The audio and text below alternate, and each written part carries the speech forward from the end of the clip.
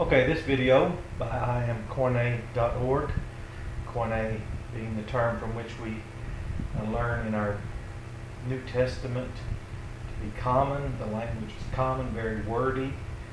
It also refers to something we share. We have a common faith and a common salvation specifically mentioned in the corne text. And this is for any Christian who actually wants to know and what all Christians would believe when we're allowed to see for ourselves. First, we don't permit ourselves to see very often beyond our own pre-understanding or biases. So that's very difficult to get past ourselves, much more others and sources that bombard us. It's called partisanship. So the topic is partisan religion. We'll talk for just a minute. Does maybe something you believe or I believe, is it partisan or is it actually in the text? And partisan politics, especially at the time this video is being made, first of all, Republican, Democrat, Independent, Green parties, whatever those are, were not the original structure. It's not a form of any form of government that is upheld by our Constitution. It's a very innovative, novel introduction, which can be abolished simply by the will of the people, since it does not best serve our interest of the people, for the people, and by the people. I don't know exactly how soon it will be before people just simply abolish it and return to all the candidates are just measured and evaluated according to their own past performance, their credentials, or whatever criteria is best to serve the interest of the American people. So partisan religion, like partisan politics, is intentional. So let's just look at how we would go about this and how I help people. First of all, let's use this chart first and think in terms of pro and con. And I'll reference a conversation I had with a very brilliant, even a professional, that is his profession, or it would be considered a professional field, was very high-tech, a lot of high-tech jobs out there now. Most jobs will eventually be that. So he was advocating, he was very much for, I believe we now know it's called Calvinism. So he was for Calvinism, and he had a very favorable view of it, which is fine. So what I wanted to know was, in his willingness to speak with me, which was very unusual, but with his analytical mind and obviously trained as a professional, he was not so inclined to resort to emotional outburst and nor to be aroused. I was very impressed with his composure. So when I asked him, I said, have you ever evaluated Calvinism? He said something that I thought was really interesting. He was honest. He said no, he had not. So what that did as we move along here is he had not identified fallible elements, or of course it made this not available. This was not available, that is unavailable. You couldn't get that. So I asked him a couple of questions. How was it that he, being so professional and well trained, would not think it appropriate to attribute or apply that professionalism to the highest thing in his own personal life, his faith, specifically the scriptures? And it was very remarkable when he then at that moment he began to become somewhat aroused, incited, I would say, and then began to decompose a little, because I think it bothered him that in some way he was not quite as ethical with his advocacy, because I just simply said, how do you hand something off, or perpetuate something, propagate it, advocate it, when you haven't evaluated it? So if someone's not aware of their fallible elements, or the fallible elements in a construct they advocate, they're for it, let's say, or let's say I've heard people, they really say, boy, they're real angry at the Calvinists, and those are bad people. And I said, have you ever evaluated it? And it's just a yes or a no. And if you say, well, if they said yes, how would you know? Well, if they said yes, then they could identify fallible elements. And in several cases, if not majority, people that say, boy, they're against it, and they have an unfavorable view of it, really nasty, and they get upset about it, and they say God of Calvinism is a monster, and a monster. What love is this? Some outstanding, outlandish cries.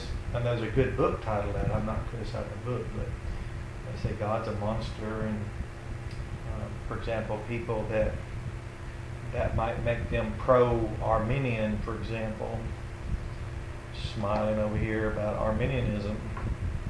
Let's just right arm to save the trouble. And they may have never evaluated it. All they know is horrible things they've said. A pro-Calvinist might have only said things like one group of pro-Calvinists say the God of Arminianism is unworshipful. But those are just emotional things. What does that even mean? Nothing. They're all, what it is just an attack against, so there's really no fallible elements identified. So that would be the first indication that we're dealing with a partisan religionist, someone who's just simply, let's say you're raised in the South, you have an accent that sounds like the South. It's just something that you acquired by exposure. We'd say it's not nature, it's nurture. In the broader category of nurture, in that we find customs, mores, and values. There's also a process in that. It's called priming, where we are actively acted upon by our cultural mores, values, peers inside that culture, that environment that work on us. So partisan religion is intentional, but if someone's for or against something, the responsibility, especially for an apologist, to not jump in and just banter with these people. We're here to be very patient, knowing that God might give them repentance. That is a mind after our message, the gospel, and that in our hope and expectation that God perhaps might give them a mind after our gospel and our teaching, we can just remain strategic. And this applies to anything. If you say, well, the end times, let's say you've got an end time theory that you're really for, and if someone says, have you evaluated, and you say no, then you can't identify, and probably never even been asked by someone, because a lot of people don't even have a professional structured approach to all these things. But how do we ever get to the gospel? For example, when I was in a mindset called Mormonism, Dr. Walter Martin was the first apologist I studied in his Christian Research Institute. This is an older paperback, and this is not anything I've used or it would be destroyed. This is very much in good shape. This is something that I have to admit I keep for sentimental reasons. I would not damage this one. But what was striking is the advocate. Here's my cult's reference Bible, and I've had this since the early 80s. This is a 1981, and this was copyright Guide to Major Cults. Breaks things down categorically, which is somewhat where you can see where I learned to make charts, and he was really instrumental in helping me come out of the mindset. And you say, well, mindset Well, how that happened was the genius, the professor, the very well-educated professor, who was also misled when he was unintentionally programming my mind. He would use terms. He'd say Jesus, and of course, he wasn't aware that I would be later aware because of my studies that when he said Jesus and I said Jesus, we were speaking about two different people, and he was not prepared. As I finally started realizing that something was wrong, because he would say words and I would say words, and yet there was nothing we had in common. So when I would say something like, "For if he that cometh preacheth another Jesus," well, his background in Mormonism, he was very much an advocate of another Jesus. And yet he told me that some people who had come to his home from a local Baptist fellowship, which Dr. Walter Martin was a Baptist apologist, and they came by, and he said they were very happy and content with his testimony. He said, what was my problem? Well, by 2 in the morning, after engaging in an apologetic, very unprofessional, at that time I had very few tools. I had never quite come to yet study 52 Doctrinal Lessons by Ben Bogart. I had not entered the Missionary Baptist Seminary. I had not been trained in hermeneutics. So I was just using these more elemental tools and knowledge from apologetics that was not quite as developed professionally as it is today. It's quite a professional field today. But it was enough for me to know that how many of us are speaking terms and advocating things. So for me, these things that this logic and rationale that delivered me from a mindset that was completely devoid of the truth, because I had been, well, let's just say a lot of things changed early in life when parents left and disengaged from any faithful fellowship with any local church of any kind, and the family just kind of drifted apart, and things happened that were unfavorable because of that. But what had happened was, coming out of it, it's why today people will want to say things like, well, aren't you for this, or aren't you against this? And they want these little yes or no, and that is, they want me to just say pro or con. And when I just simply say, have you ever evaluated it? And that, let's say, to evaluate something, what would it look like? Let's say if you say you're a Calvinist. Well, first, when I evaluated, and I'm still doing so, and identifying several fallible elements, omissive elements, things that aren't there, just definitions. Let's define our terms. Define the terms. And one thing I learned, especially when I went to what I would call a very unusual seminary, they focused so much on the text that they literally said it was their rule of faith and practice. And if you said the word, let's say, baptize around these folks, baptize, they would say that means immerse. And if you said church, which you could, they weren't against these words themselves, but they would say that's assembly. And then they would go even further and say called out body. So I began then to really appreciate people who would first define their terms. And of course, that's why there's a lot of constructs out there today. They're just, I guess, sub-orthodoxy. They're just fringe things that people preoccupy and talk about. But when you define the terms, I noticed terms weren't defined in Calvinism, for example. Free will was not defined from the Bible, from either Calvinist, not even one I found, not even one Arminian I found. And all we've done is had exposure to 130 countries so far and haven't found anyone out there that would define that term according to the Bible. They would speak in philosophical terms. And of course, there is an entire philosophy called Molinism, which I wouldn't even know how to evaluate it. None of it is the text. It's just another very well developed and very substantial expression to try to give let's say, substance to things that are, to a casual reader of the Bible, they'd say, well, that's just a reference, but it's actually more specific in the Bible than people say.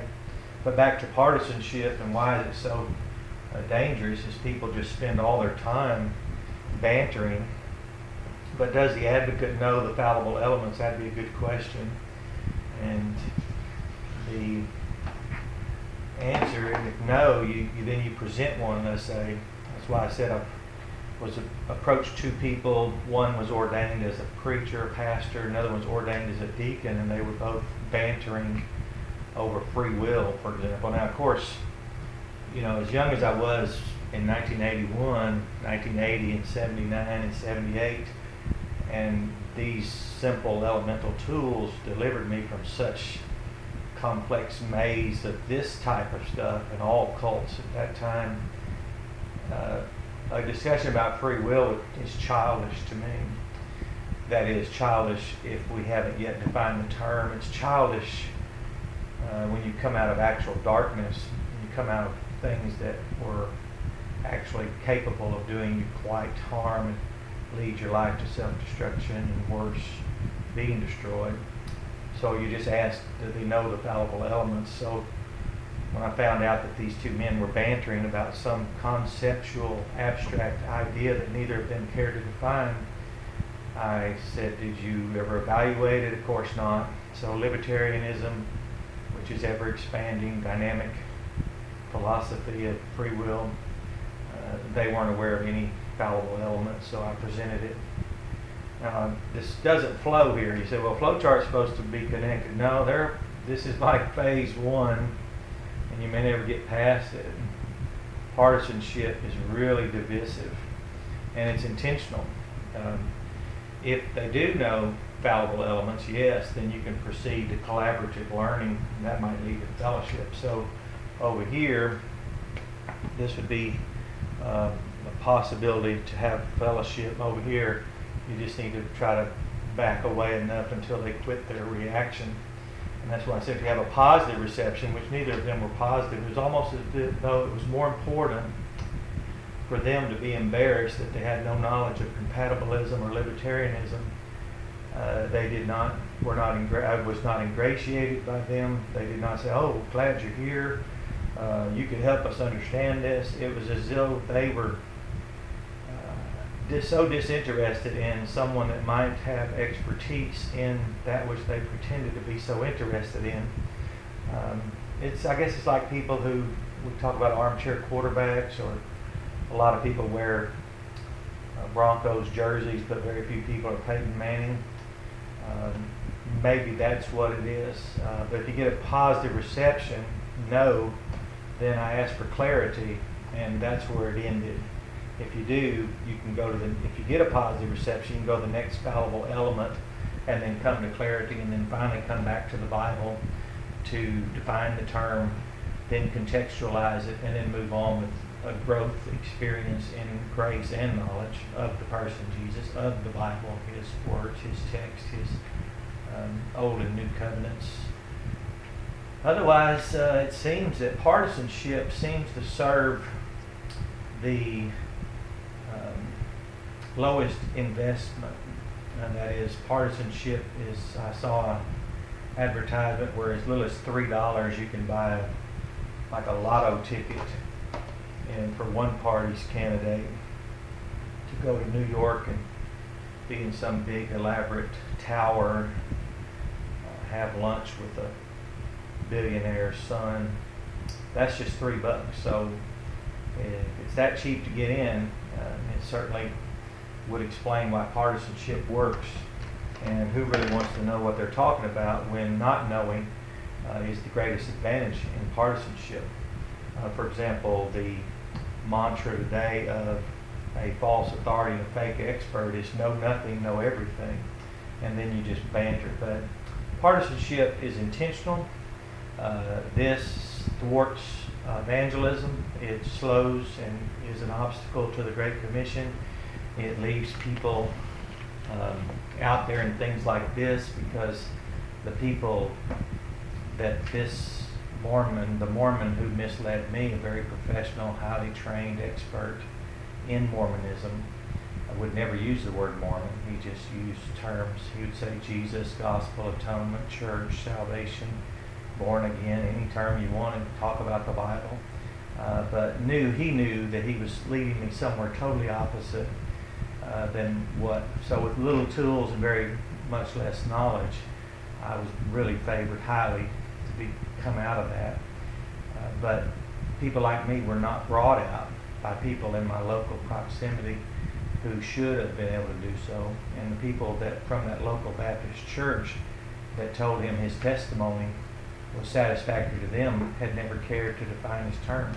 So that's very dangerous. So when people say, why don't you take conversations or arguments about rapture constructs very seriously, I'm like, I don't even know the consequence of picking the wrong one. Is there a penalty? Is that a sin? I don't understand what they're advocating, but they seem to be hypercharging it. It seems to be something, if you want to be impersonal and disconnected from the living God, the living faith, going out and actually making disciples, growing upwardly to the full measure of the stature of Christ, being conformed to his image in order that Christ might be the firstborn among many brethren. If you don't want to move on unto completion, as the book of Hebrews speaks of, if you don't want to move on unto the destiny of a child, which is the son place, to grow upwardly, be conformed, I really don't. I guess these things are nice to banter about and pretend that something's at stake if you're not a mid-tribber, whatever that means. Even the people that say things like that, you can tell if they're a partisan religionist if they have no interest in actually communicating the results of their own evaluation of something they advocate. But that's enough. Just know that partisan politics has a purpose to generate self-interest.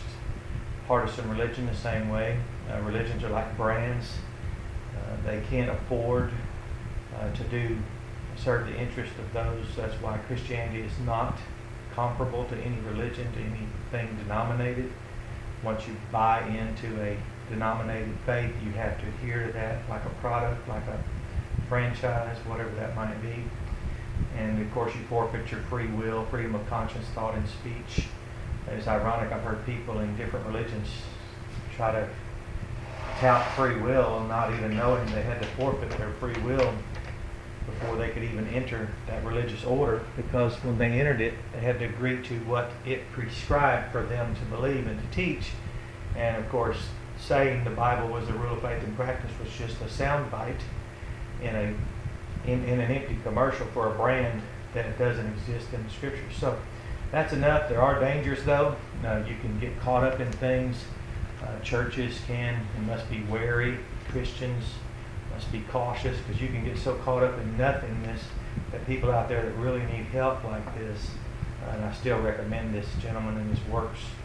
This is a really good book, and if you can find, well, you can get one now online. But anyway, it's just a shame that people, about as late as 1980, that I would ask and talk to, who claim to be in Orthodox churches, fellowships, some even saying Baptist churches, had no working definition of any of the terms that they were touting, and certainly no idea where to find the information in the Bibles they were thumping. So that was regrettable, very dark time in my life. But just the warning for everyone, be cautious about partisan religionists. They will divide like Pharisee, Sadducee, Calvinist, Arminian, Protestant, Catholic, just on and on and on. In Islam, they have Shiite and Sunni. Who would care? But there's even such a thing as a Northern and a Southern Baptist. If you can say that without laughing, or worse, say it without crying, then you certainly don't understand how pathetic that really is. So just beware. Partisan religion is intentional, and that's enough.